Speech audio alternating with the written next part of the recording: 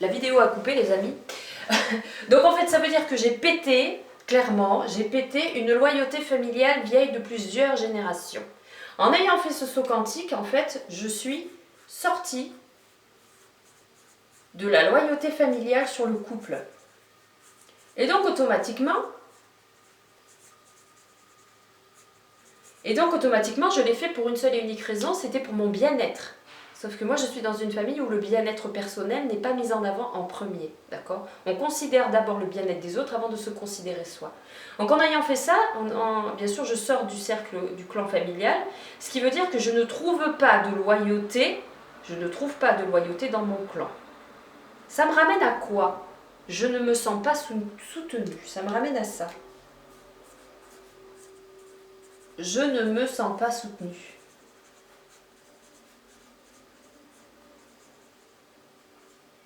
Je ne me sens pas soutenue. Même si certains membres de la famille estiment que c'est peut-être une bonne chose, et pourquoi pas, je ne me sens pas soutenue. Ce qui veut dire que pendant toutes ces procédures de tribunal ou quoi que ce soit, je suis seule.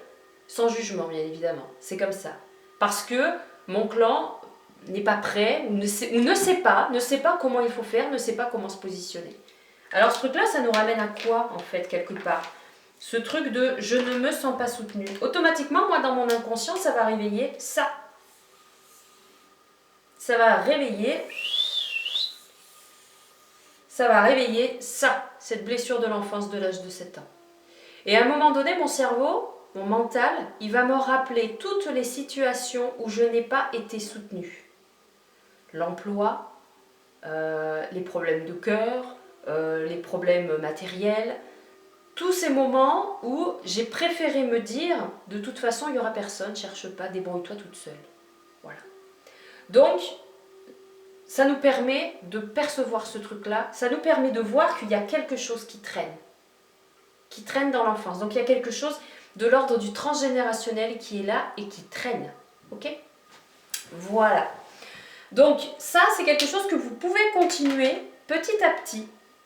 Vous notez les maladies, vous notez le travail que vous avez eu, vous notez les déménagements. Quand on déménage, qu'est-ce que ça nous fait? Est-ce que ça nous fait quitter nos amis? Est-ce que ça nous fait quitter notre famille? Est-ce que j'ai été consultée? Est-ce que c'est à partir de ce moment-là où j'ai senti avoir envie de me rebeller? Est-ce que quand mes parents ont divorcé, j'ai commencé à être malade? C'est pareil, vous voyez?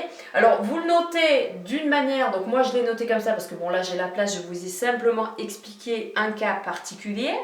Mais voilà, notez, tac, tac, tac, tac, tac, petit à petit, seulement les événements majeurs, les chocs, les traumatismes, tout ce qui a fait prendre un virage à 360, tout ce qui vous a affecté sur le plan émotionnel.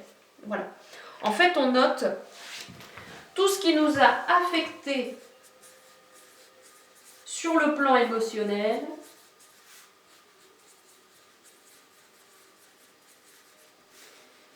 qui ont eu des conséquences sur notre santé et sur notre vie.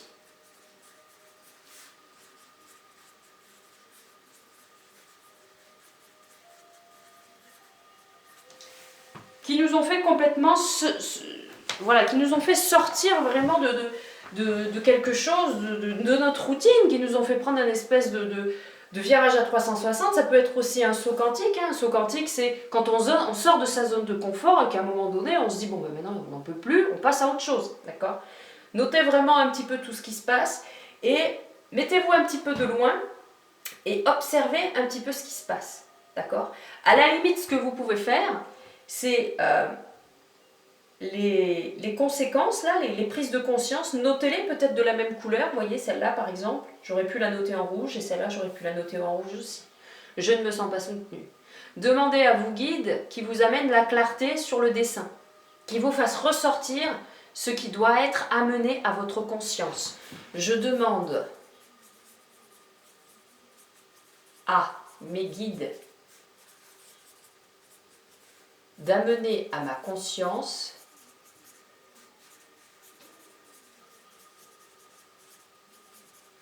la clarté sur mes blessures,